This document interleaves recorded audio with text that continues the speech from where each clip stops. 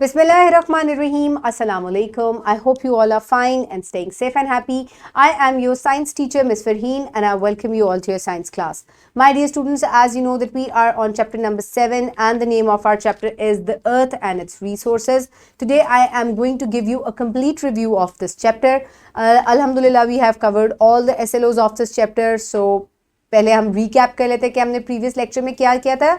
Then we will move forward. So my dear students, quickly tell me what is the impact of human activities of natural resources? What should we do to conserve natural resources? Quickly pause the video and answer both the questions. Very good. Now let's quickly move forward towards the review. So my dear students, सबसे पहले जो है lecture number 1 में हमने पढ़ा था about the physical characteristics of Earth. So my dear students, थोड़ा सा मैं आपको recap करूँगी, फिर मैं आपसे question पूछूंगी तो आपको question को answer करना है.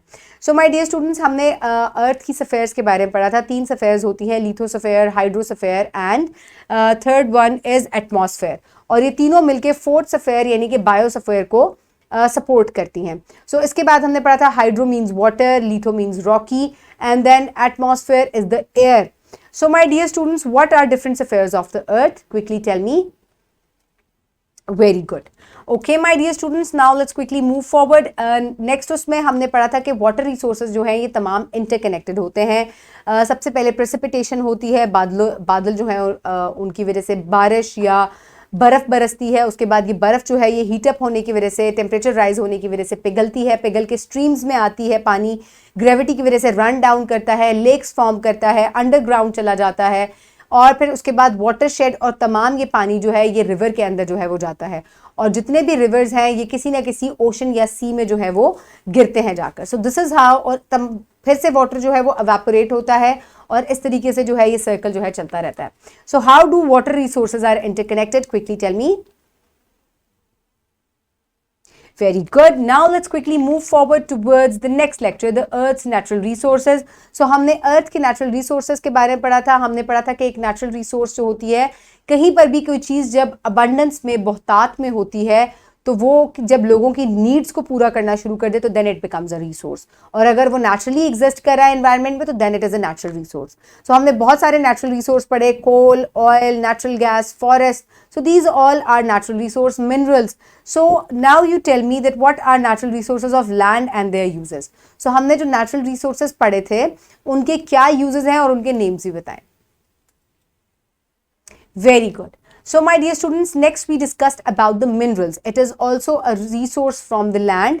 ये ज़मीन का ही एक resource है और इसको हमारी बॉडी में भी इसको ज़रूरत होती है. इसके अलावा इससे और बहुत से फ़ायदे, ज्वेलरी मेकिंग, इलेक्ट्रिकल अप्लायंसेज में, मशीनरी बनाने में, माचिस की तीलियों तक में जो है वो आपका मिनरल, मेडिसिन बनाने में मिनरल्स को इस्तेमाल किया जाता है. So what are different minerals and their uses? So name the minerals and also their uses. Very good. Okay, my dear students. So next we discuss about natural resources of water. हमने पानी के natural resource को discuss किया था. So पानी जो है ये electrical generation में use होता है. इसके अलावा sea food इस्तेमाल होता है, trade routes में इसका use होता है, drinking, washing के लिए use होता है. So पानी की बहुत अहमियत है. So what is the importance of water and air as natural resource? Very good. So my dear students, then we discussed about the fossils. So fossils जो हैं, these are the preserves of dead animals and plants. जो million years पहले जो animals जो है वो मर गए थे, dead हो गए थे, उनके जो preserves हैं, whether they are in the form of prints, casts और body parts या bones, वो जब हमें मिलती हैं तो उनको हम फॉसिल कहते हैं, जिनकी मदद से हम बहुत सारी स्टडी जो है वो हम कर सकते हैं. पहला एरा कैसा था, उस वक्त एनिमल्स कैसे थे, उस वक्त प्लांट्स कैसे थे, एनवायरनमेंट कैसा था. तो this helps in the study of different things. So what are fossils? How do they form in rocks? So quickly tell me. Very good. Okay, my dear students, now let's quickly discuss about the renewable and non-renewable resources. So renewable and non-renewable resources के बारे में पढ़ा जा रहा था. ऐसे resources जिनको आप quickly generate नहीं कर सकते as you use them, these are non-renewable. And the resources which you can generate quickly as you use them, these are renewable. So quickly tell me, what is the difference between renewable and non-renewable resources?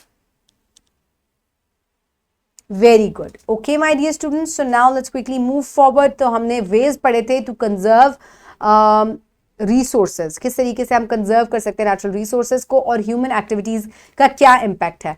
So my dear students, human activities की वजह से deforestation हो रही है, हवा ख़राब हो रही है. सो आपको क्या लगता है कि किन तरीके से हम ह्यूमन एक्टिविटीज़ जो है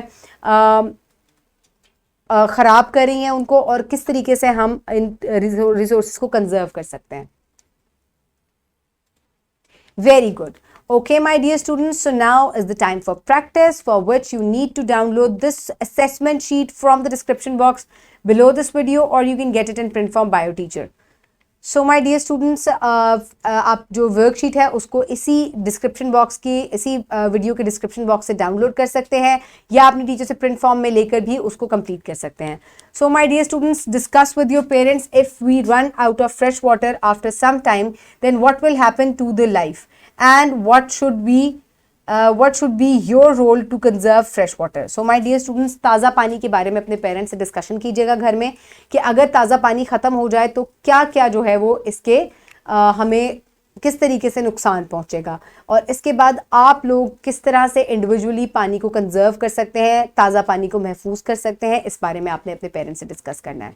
सो माय डियर स्टूडेंट्स, इस चैप्टर में हमने क्या क्या पढ़ा. We discussed about the characteristics of earth, then we discussed about fossils, we discussed about different natural land resources, we discussed about water and air as natural resource. So my dear students, we discussed about renewable and non-renewable resources. We also discussed about how human activities have different impacts on the natural environment and natural resources. I hope you have learned a lot of things from this unit.